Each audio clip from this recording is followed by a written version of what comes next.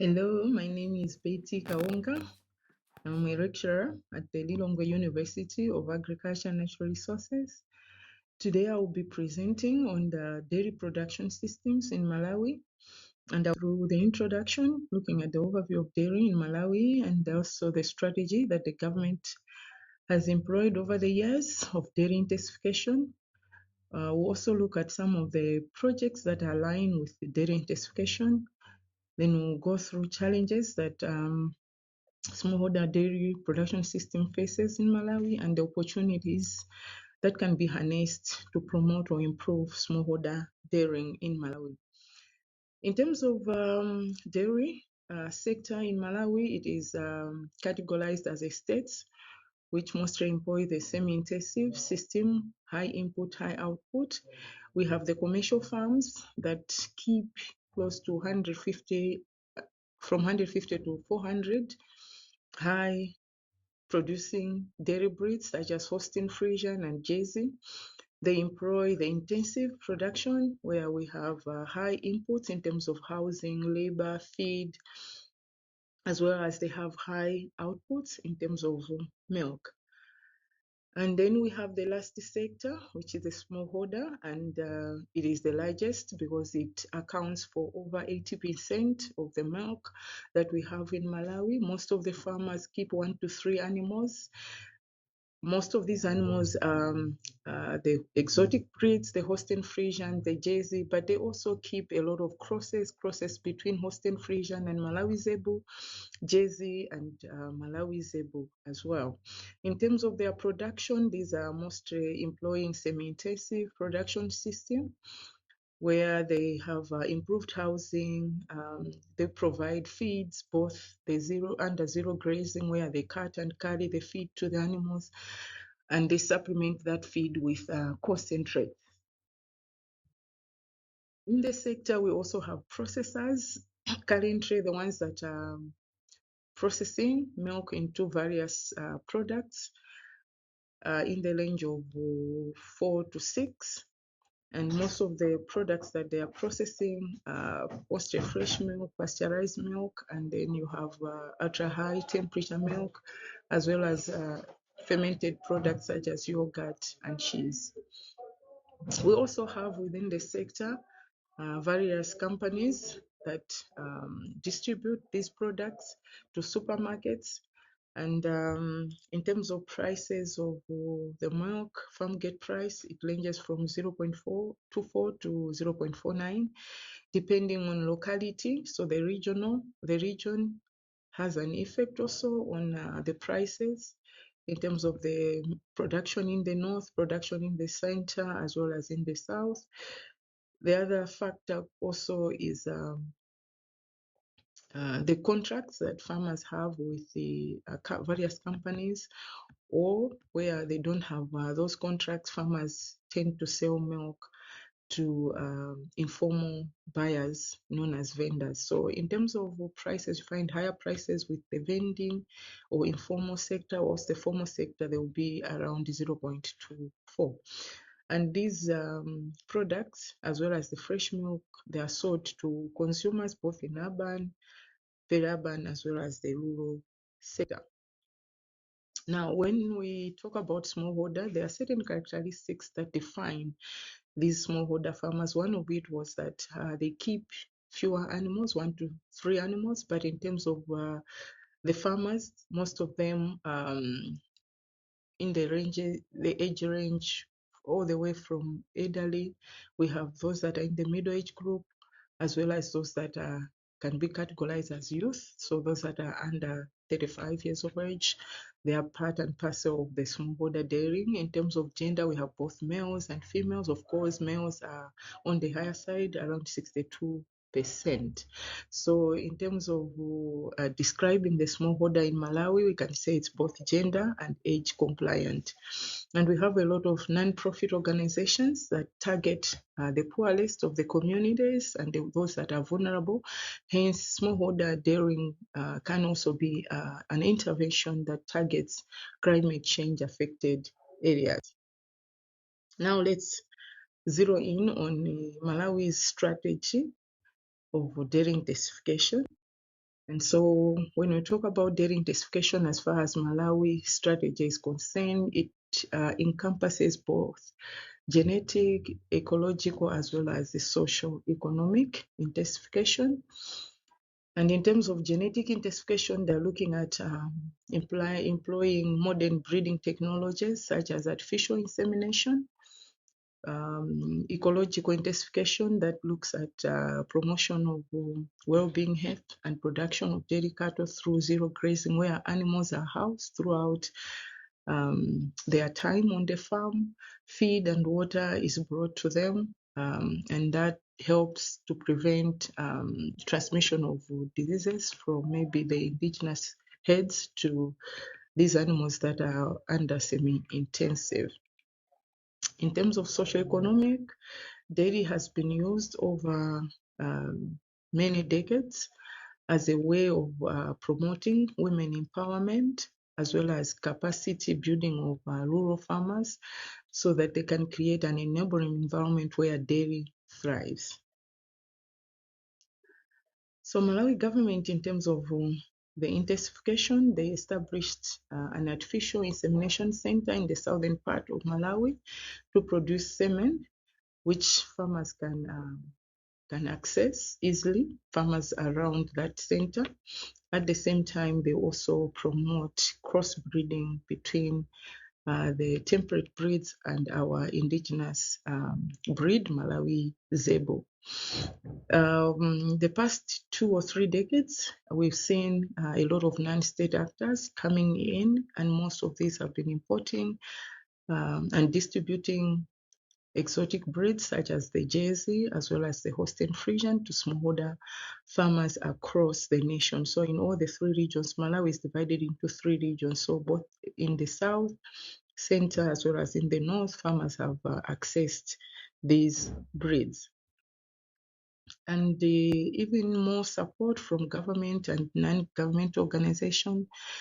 With the distribution of animals, farmers are also trained on dairy husbandry, including housing, feeding, disease management, reproduction management. All those technologies are taught to farmers through organized trainings within their localities, or sometimes they are even taken to training residential centers that are available under the government system. The farmers also, have been helped in terms of breeding, how they can breed the animals, how they can do community-based breeding. And with all these support that has been given by both government and the non-profit organization, we've seen an increase in the number of dairy cattle as well as the amount of milk. It has been increasing. Currently, we have a population of around 98,000 dairy animals. These are both Holsteins, Jerseys, as well as the crosses between these and the Malawi Zebo. The main goal of this intensification has been that farmers should increase their milk, which they can sell and gain an income for their livelihood. And these farmers are also encouraged to keep about 1 to 2 liters for home consumption, so targeting nutrition for children within those dairy families, as well as elderly that require high nutrient-dense foods. The other goal has always been that farmers can get the manure from dairy and use it to fertilize their crops. And most of these farmers are crop livestock farmers, so they use the manure and reduce the cost that they may incur if they buy organic fertilizers.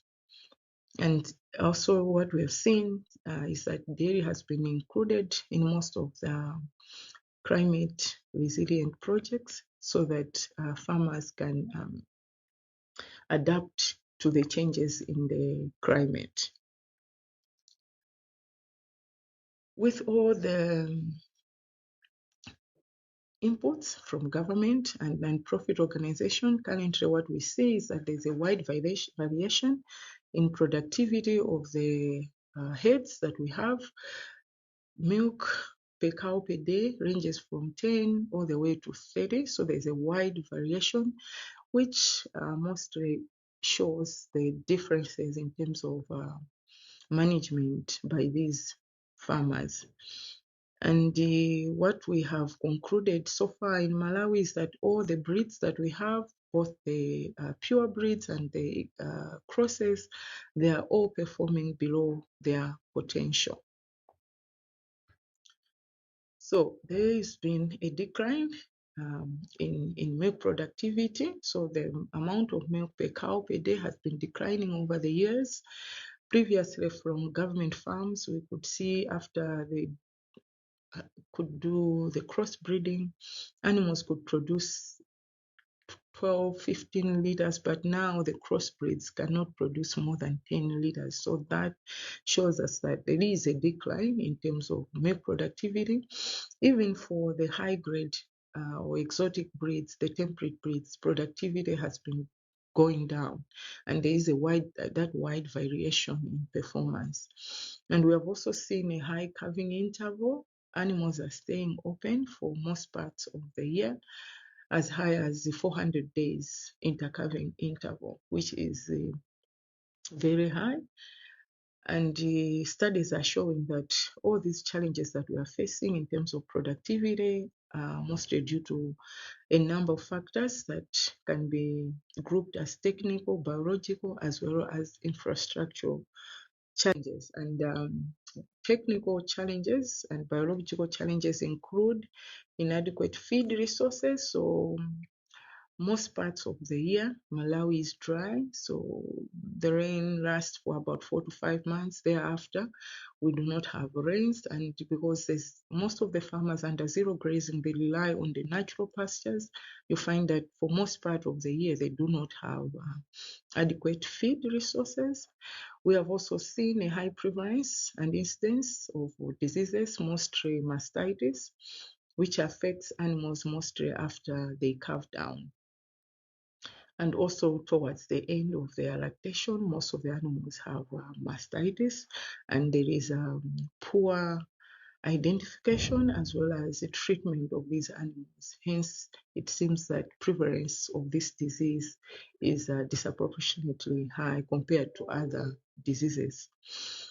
We also have seen low fertility of our dairy herd, and also generally there's poor management by smallholder farmers in both housing and general feeding of these animals. In terms of infrastructure challenges, we've seen lack of cooling facilities, because most of these farmers, as I've said, they keep 1 to 3 animals, and after milking, they take the milk to a barking place, and most of these barking places do not have cooling facilities. Hence, most of the milk gets deteriorated before it can be collected by processors. There's also a general challenge in the nation in terms of electricity. So without electricity, farmers cannot cool their milk to the required temperatures before it can be picked by processors.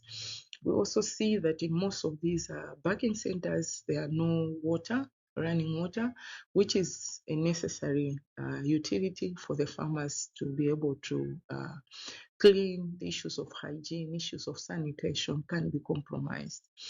We also have seen a lack of labor-saving technologies, more especially in terms of feed processing. As I've said, most of our farmers employ zero grazing, which entails that they should go out, cut the grass, and bring it to the animals. So before feeding, they're supposed to chop it. Currently, they use rudimentary equipment where they just chop, and it's time consuming. It takes a longer time before they can provide that feed, which takes away some of the time that they could use for other activities on the farm. Hence, that becomes a big challenge. We also lack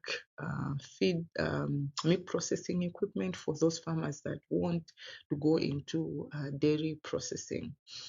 We also have a challenge in terms of our farm structures, more especially when we look at housing.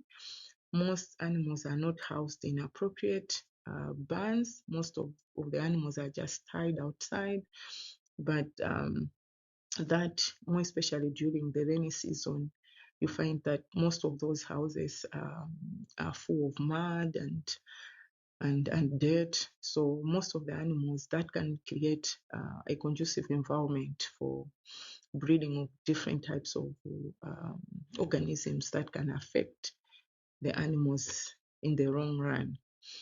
But also, we've seen a lack of guaranteed markets, well-organized markets.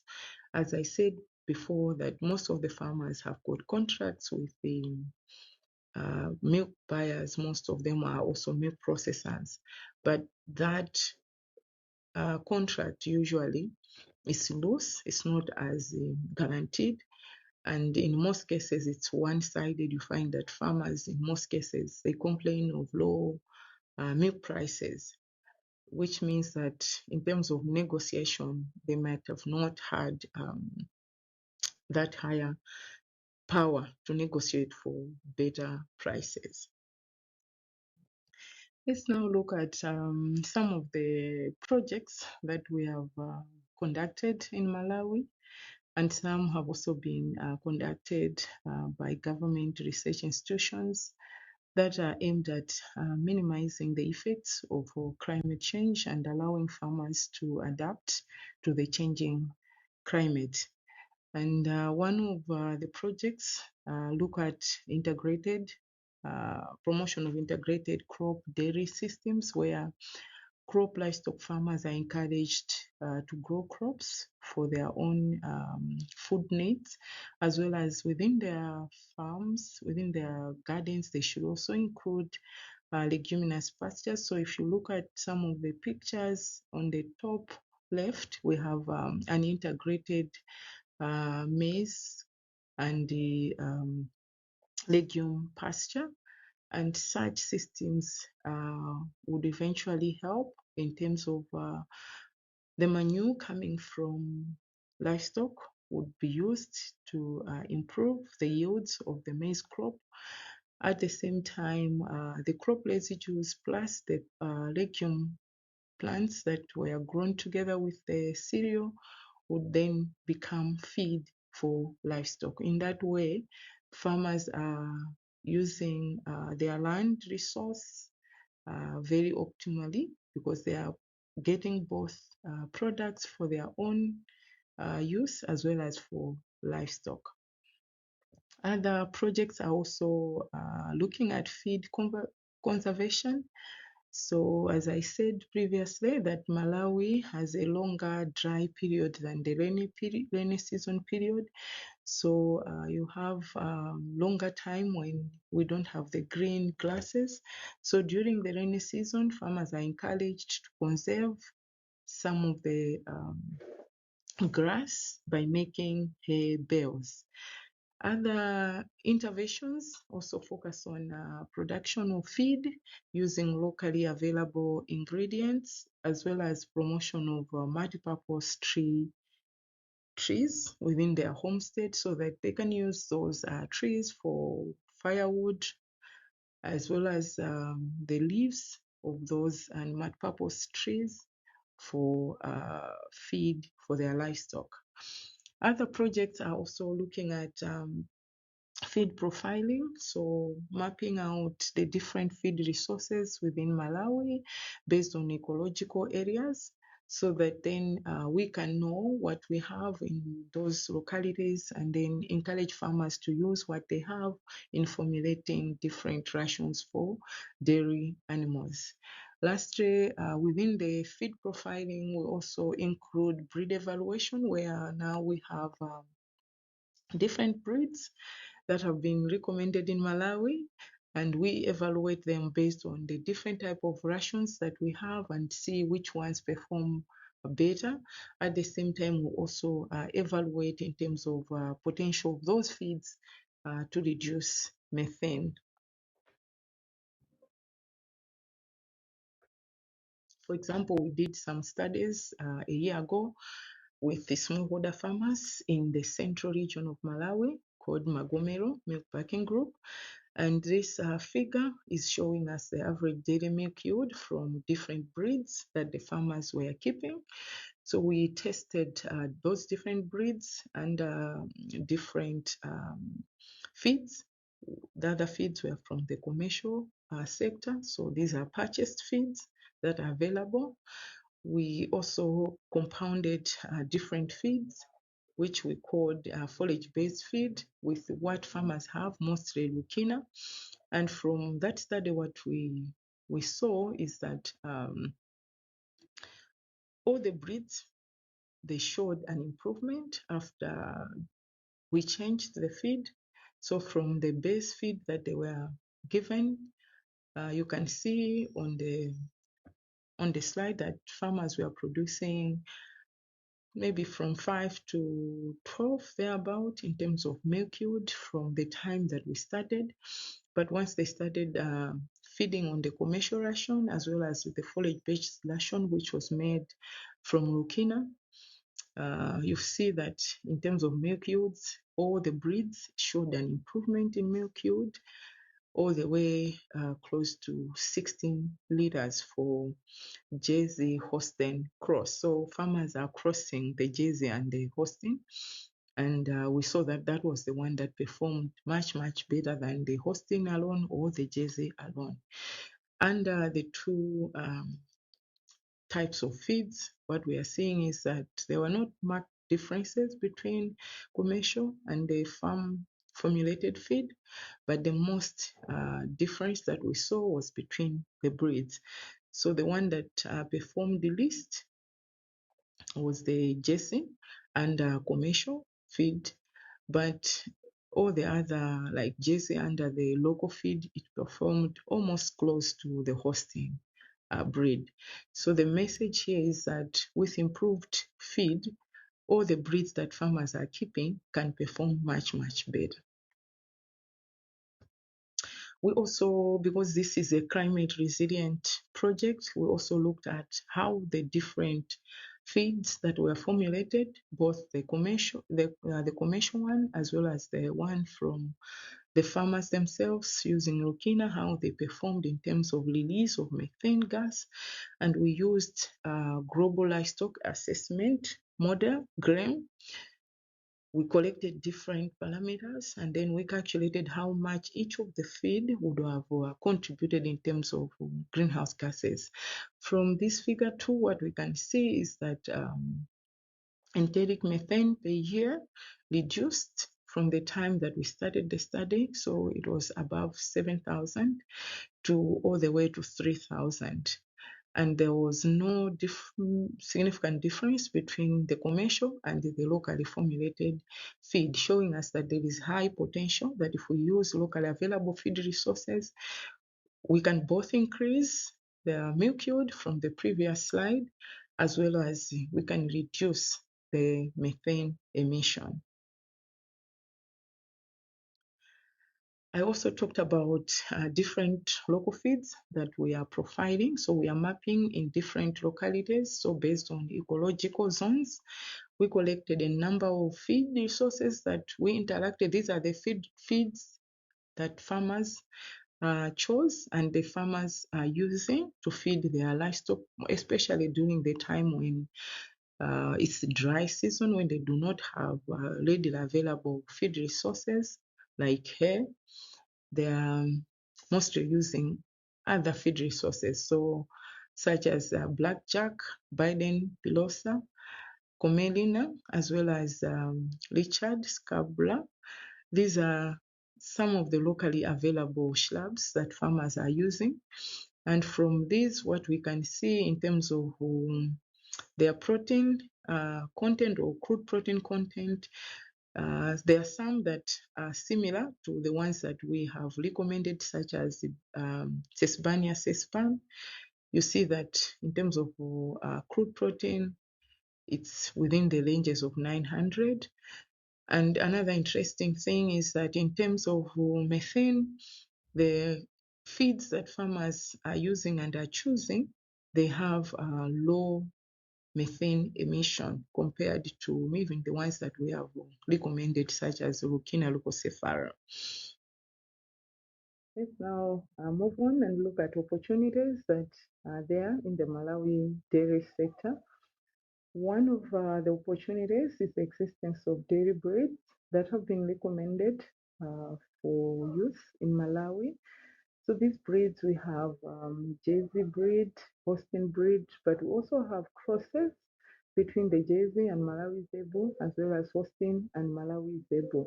So we have the genetic material that farmers can access for improved performance of dairy in Malawi. We also have an opportunity that we have a high demand for breeding stock of all the breeds that I've mentioned.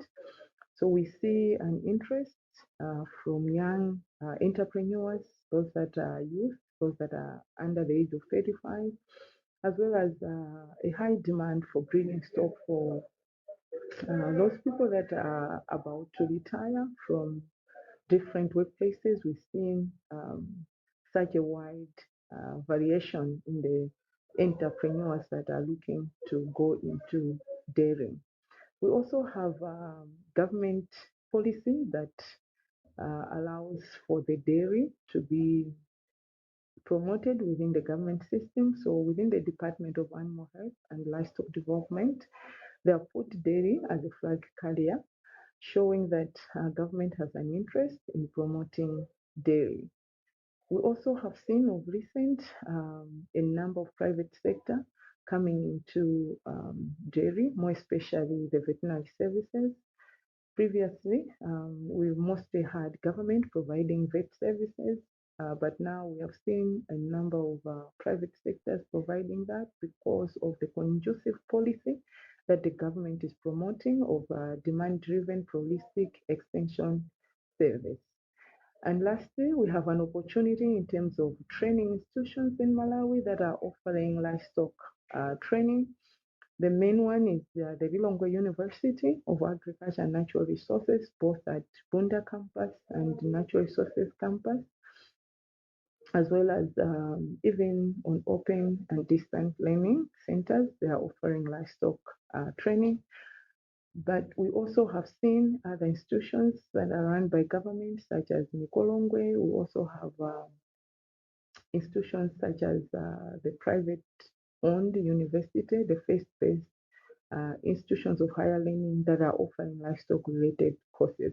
And this has allowed for Malawi to have high numbers of technical personnel that can help farmers in their localities. Let's look at the recommendations that we have to promote dairying in Malawi. One of it is in terms of breeds. So the recommendation is that appropriate breed should be promoted, that which matches with smallholder management practices as well as the changing climate. Such breeds could include the Jersey breed, which is a small framed animal, but also that which thrives well under our subtropical environment and also our feed resources. Or we can also promote crosses. These are crosses between Holstein and Malawi Zebu or Jersey and Malawi Zebu. The other recommendation is to bridge the gap that we have in terms of breeding stock, where now farmers can be trained and institutions so that there can be community-based breeding programs to improve on the number of stock that are available in our nation. Lastly, we recommend continued investment by the private sector. And this time we are recommending investment in labor-saving technologies such as those that can be used to chop grass as well as to process feed, such as concentrate, so that we have readily available feed that can be provided to livestock. Thank you.